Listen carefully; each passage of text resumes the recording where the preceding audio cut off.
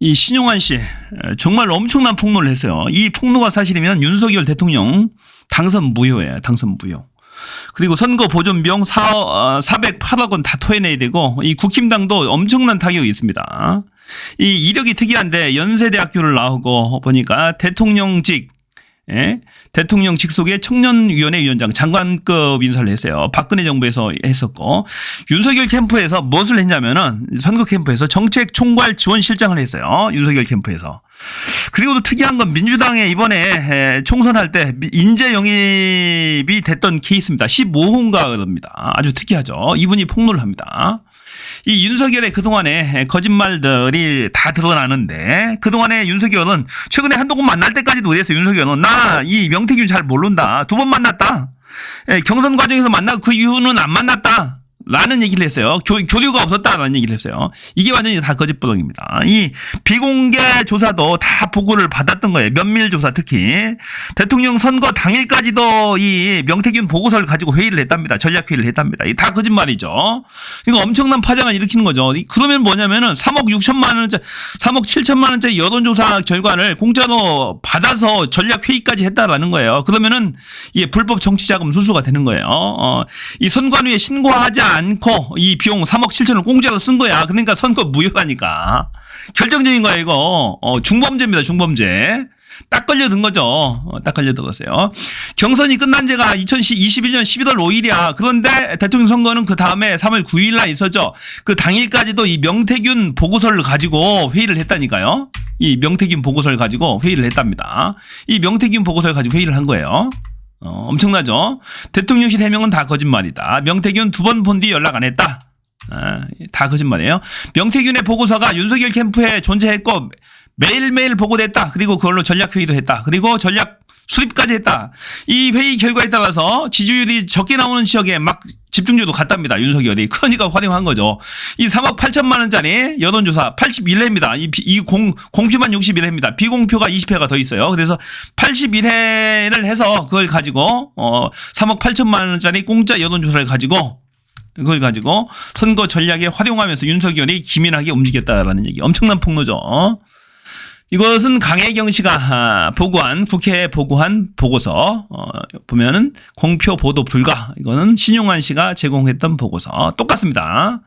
9차 보고서 똑같아요. 이게 보니까 해시태그 일시까지 똑같아요. 이 문서 생성된 날짜가 똑같아요. 메타 데이터가 똑같습니다. 거짓으로 드러난 대통령실의 해명, 검찰 수사 불가피하다. 이 신용환 씨는 윤석열 정책 총괄 지원 실장이니까 얼마나 가까웠겠습니까? 이렇게 사진도 찍고 이준석과도 아주 친분이 있습니다. 야, 대선 당일에도 명태균 보고서로 회의까지 했다. 이 메타데이터까지 똑같답니다. 보니까 이게 최초로 만들어진 날짜가 3월 8일 오후 6시 20분입니다. 강혜경 씨가 국회에 전달한 그 시각과 똑같습니다. 그 데이터, 두 개의 데이터의 메타데이터. 최초로 만든 시각이 일치하답니다. 분까지 일치해요. 그래서 보니까 똑같더라. 이게 위조된 문서가 아니다라는 얘기죠. 보고서를 이렇게 냈습니다. 이렇게 많이 냈어요. 이걸 매일매일 가지고 회의를 했던 겁니다. 이 9차까지 보고서를 냈던 거죠.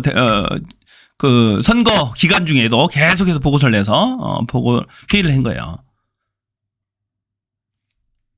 자, 관련 영상 한번 볼게요. 이거 완전히 대박인데요. 완전히. 이거 선거 무효. 대통령 당선 무효 갑니다. 윤석열 대통령 후보 캠프에 정책 총괄 지원 실장을 했어요. 주로 하던 일들은 600명이 넘는 각 파트에 이제 전문가 풀들이 있잖아요. 뭐 경제, 보건복지, 문화예술 막 각 분야들이 있는데 그분들이 이제 여러 가지 이제 정책 공약에 관련된 걸 보고를 하잖아요. 그걸 취합을 해서 A4 두세 장으로 마지막 축약을 하고 이제 대통령 후보에게 보고를 할 때 전문가들 배석해서 이제 같이 보고를 하고 그러죠. 네, 전략 홍보, 공보, 대변인 이런 분들이 해서 약 20여 명이 전략 상황회의라는 거를 꾸려서 그때 이제 회의의 좌장은 저 원내대표하고 하셨던 윤재옥 의원이고 이철규 의원이 들어오시고 했죠. 그래서 전략 상황회의에 멤버로 차출이 돼서 매일 아침에 평상시는 이제 7시 반, 8시에 항상 회의를 해요. 누구누구 좀 지금 뭐 현직 국회의원이나 대통령실에 계신 분들도 네네, 대표적으로 뭐 다 알려진 공인들이니까요. 아까 이제 설명드린 대로 각 파트별로 일종의 실무 책임자들이 차출됐다라고 보시면 되겠죠.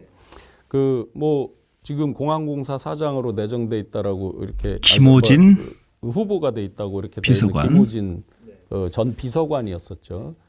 국토부 차관도 하셨고 뭐 이런 분도 계시고 또 보훈부 장관 하던 박민식 장관도 회의 멤버였고 또 국회의원 하시는 이상희 이 지금 대신 이상희 뭐 이런 분들도 있었고 강명구 팀장은 당시 이제 일정이나 이런 것들을 그리고 전체적인 이제 수행 일정 이런 것들을 짜는 뭐 그런 것들로 해서 있었고 김은혜 의원 홍보 쪽 멤버들 대부분 들어와 있었죠.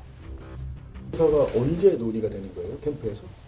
그거는 거의 상시적으로 많이 논의가 됐고 특히나 한 60일, 30일 이렇게 이제 임박했을 때는 여론조사를 놓고 예를 들어 이런 지시를 하죠. 어디가 생각보다 낮게 나온다. 그러니 어디 위원장이나 그 조직들 해서 조직 담당 거기에 뭐뭐를 보강해야 되겠다. 데이터를 보고 긴급하게 동선을 바꾸는 거죠.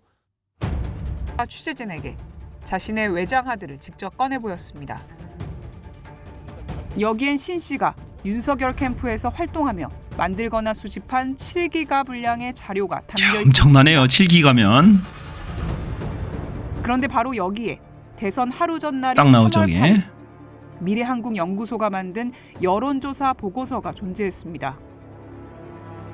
신 씨는 이 보고서 파일이 대선 당일에 실무 책임자 회의 참석자들에게 제공됐다고 설명했습니다. 그거를 어떻게 갖고 계신 거예요 지금?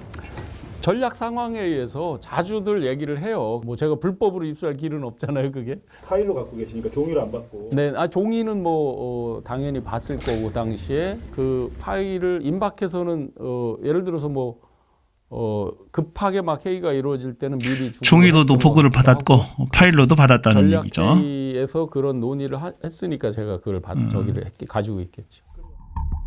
윤석열 후보 캠프 핵심 참모진에게 제공된 미래한국연구소 보고서를 살펴봤습니다. 상단에 2022년 차기 대통령 선거 면밀조사 결과 보고서 9차라는 제목이 적혔고 제목 위에는 공표 보도 불가가 빨간색으로 선명하게 표시돼 있습니다. 조사 일시는 대선 하루 전인 2022년 3월 8일이라고 나옵니다. 보고서에는 국민의힘 윤석열 당선 확실이란 표현이 총 3번 당선 나왔습니다. 확실. 지지하는 후보가 누구인지, 당선 가능성이 높다고 생각하는 후보가 누구인지, 단일화로 인해 어떤 후보가 더 유리하다고 생각하는지 묻는 질문에 윤석열 후보의 당선이 확실하다고 예측했습니다. 그때 그게 이제 명태균 씨인지는 몰랐는데 최근에 보니까 명태균 씨께 이제 불거지고 제가 어떻게 하다가 찾아보니까 미래한국연구소인가요? 그래서 그게 마지막 전날 3월 8일자도 있고 그러더라고요. 뉴스타파는 국회를 통해 강혜경 씨가 작성한 미래한국연구소 대선 여론 조사 보고서 내용 일체를 받아 살펴봤습니다. 대선 면밀조사 현황 리스트에 대선 하루 전날에도 여론조사를 실시한 사실이 확인됩니다. 똑같네요. 보니까 강혜경 씨가 3월 제공한 8일. 여론조사 보고서와 신용한 씨가 갖고 있는 보고서 파일 내용은 정확하게 똑같다는 거죠. 일치했습니다. 두 개가. 따라서 명심할대로 윤석열 후보에게 매일 여론조사 결과를 보고하는 일이 대선 당일까지 실행됐다고 볼 수 있습니다. 하여튼 조사 돌리면서 할 때마다 나한테 좀 이야기를 해줘요. 알겠습니다. 작업 다 하고 나한테 얘기하지 말고 그럼 수정 또 해야 되니까. 네네. 맨날 윤석열한테 보고 해줘야 돼. 알겠습니다. 네. 여보세요. 그 보고서 한다고 난리다. 알겠습니다. 지금 하고 있습니다. 네. 명태균 보고서가 캠프로 전달된 창구는 정확히 특정되지는 않지만 신 씨는 캠프 전략기획 부총장이었던 이철규 의원과 윤재옥 선대본부장 겸 상황실장을 지목했습니다.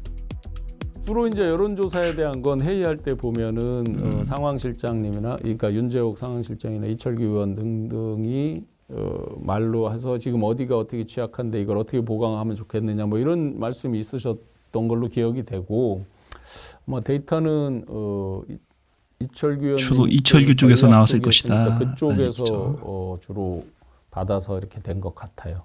전체적인 거는 제 기억으로는 이철규 의원님 쪽에서 했던 것 같아요.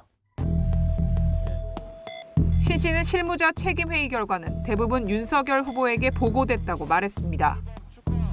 거는 이걸 과연 윤석열 대통령이 직접 보고받았을까 후보 시절에. 근데 여론조사는 그 누구라도 아마 그거는 뒤집어 보면 만약에 민주당도 있었다면 이재명 그 당시 후보도 마찬가지겠죠. 이제 그 굉장히 민감하고 중요한 시점들이니까 선거 뭐 누구나 궁금하긴 마찬가지일 거 아니에요.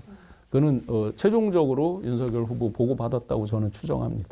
뭐 제가 보고 이걸 놓고 이렇게 듣고 뭐 이런 장면을 보지는 않았어도 그건 당연히 어떤 그런 속에서의 흐름이고 일정이 짜여지고 정책이 바뀌고 막 하니까 회의 결과도 보고하고 여론조사를 갖고 하여튼 계속 회의를 한 거니까 윤통이 몰랐다라고 한 거 거짓말이지 뭐. 그건 거짓말이지. 윤통은 이렇게 이제 빠져나가려고 하겠죠. 아니 실무자들이 하고 나는 아무것도 모르고 하라는 대로만 나는 어디 가라면 가고 이렇게 했다고 말하겠지 본인이. 빠져나가는 건 그거겠죠. 근데 그럴 리가 없다는 말씀이고요.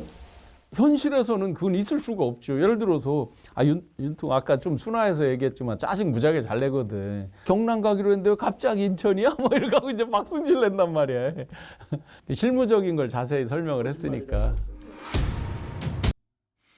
이 명태균 보고서가 주요 선거 전략으로 썼네요. 보니까 국힘당 내에서 여의도 전략연구소도 있는데 그거 안 쓰고 보니까 명태균 보고서를 주로 쓴 거예요. 이 81회에 걸쳐서 여론조사 결과가 하나하나 다 보고가 다 됐던 거고 그걸 가지고 전략회의를 했다는 거죠. 자, 충격적이잖아요. 이거 완전히 빼박 증거도 딱 걸린 겁니다. 윤석열한테도 보고를 했다. 전략회의 결과를. 그리고 어디 가면서 다 설명을 했다라는 거죠. 그러니까 윤석열도 당연히 알고 있었다라는 거죠. 이걸 몰랐을 리가 없어요. 윤석열이가 계속 빨리빨리 달라고 재촉을 하잖아요. 보니까 명태균한테. 그것이 다 사실이었네요. 보니까. 자, 윤석열의 대통령 당선은 무효입니다. 무효.